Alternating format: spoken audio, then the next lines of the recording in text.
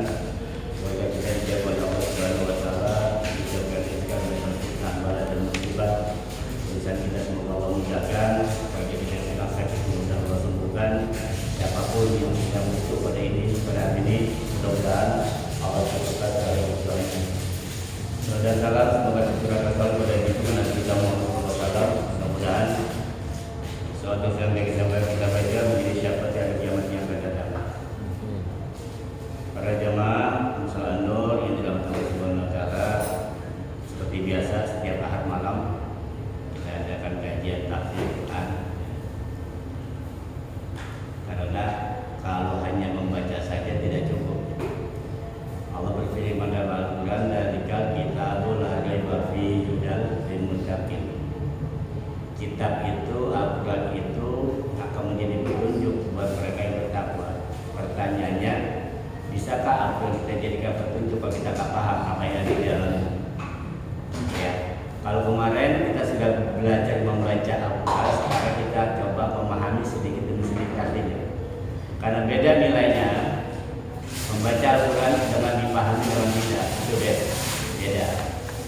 Yang Rasul janjikan satu pahala satu pahala 10 adalah buat mereka yang memahami.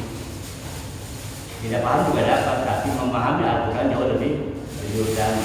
Membaca satu juz Al-Quran dengan kita membaca satu ayat Al-Quran dengan dipahami jauh lebih berkualitas satu ayat tapi dengan dipahami.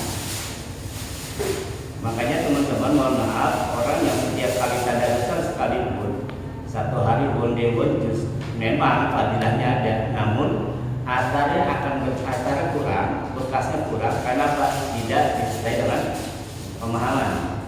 Ya, tidak disertai dengan pemahaman. Nah, kita pada kesempatan kali ini, alhamdulillah kita bersyukur kepada Allah, kita adalah salah satu orang yang Allah pilih kita menjadi baik.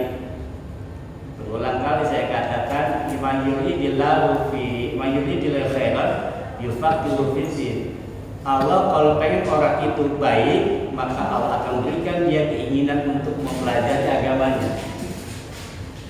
Beruntunglah Bapak yang pada malam ini, baik di sini maupun di rumah, yang mendengarkan kajian, itu adalah orang-orang yang Allah pilih supaya menjadi lebih baik. Sementara ada miliar orang di sana yang hidupnya cukup, waktunya ada, namun Allah nggak kasih kecenderungan untuk mempelajari agamanya. Dengan tidak mempelajari agamanya, otomatis maka amal solehnya pun akan sedikit.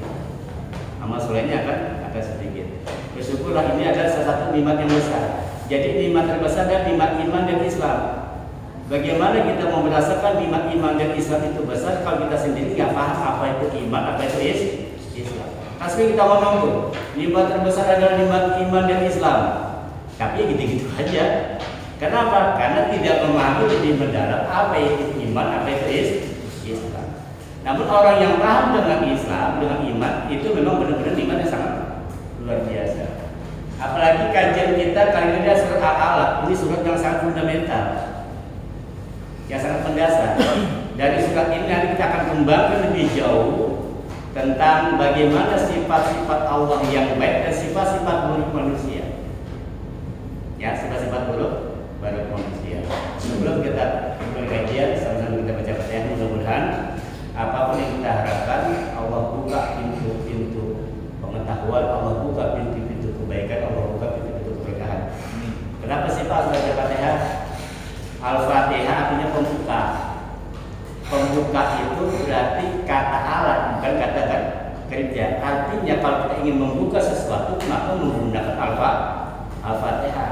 Sholat saja tidak sampai kalau tidak pakai Fatihah. La sholata illa bi Fatihatil kita.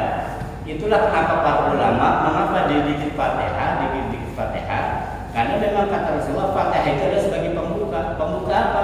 Pembuka kebodohan. Jadi kalau kita mau belajar nih, supaya otak kita dibuka, pemahaman kita dibuka dengan baca Fatihah. Yang sakit dibuka kesembuhannya dengan Fatihah. Yang sulit dibuka kesulitannya dengan Al-Fatihah.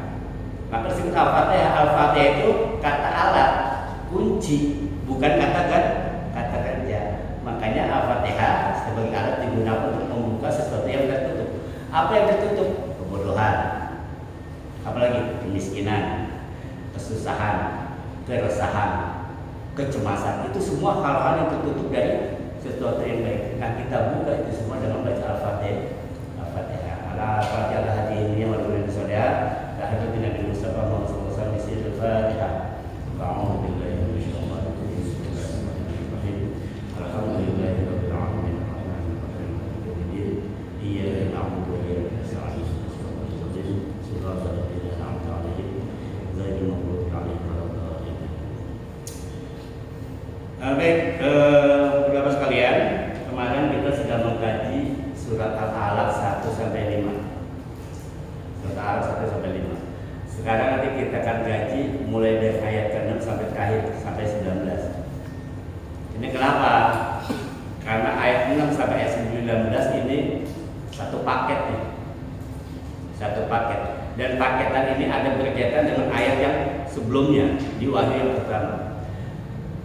Bismillahirrahmanirrahim. Iqra bismi rabbikal ladzi khalaq, khalaqal insana min 'alaq, iqra wa rabbukal akram.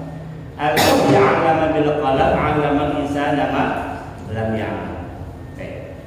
Pada 5 ayat kemarin kita sudah pelajari, kita sudah kaji, kita akan lagi bicara tentang asbabul nuzul, enggak bicara lagi tentang bohiro.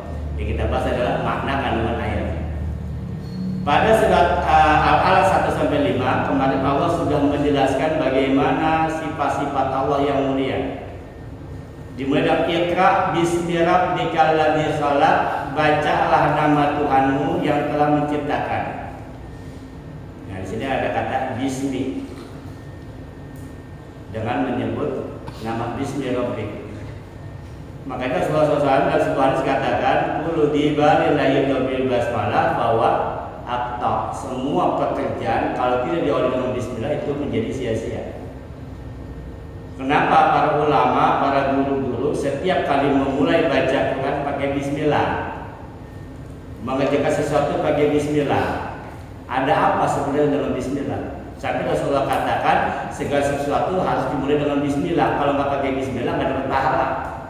Atau maksudnya nggak dapat pahala, nggak dapat rahmat Allah. Banyak tentang rahasia-rahasia bismillah yang bisa kita kaji lebih dalam, kita kaji lebih komprehensif.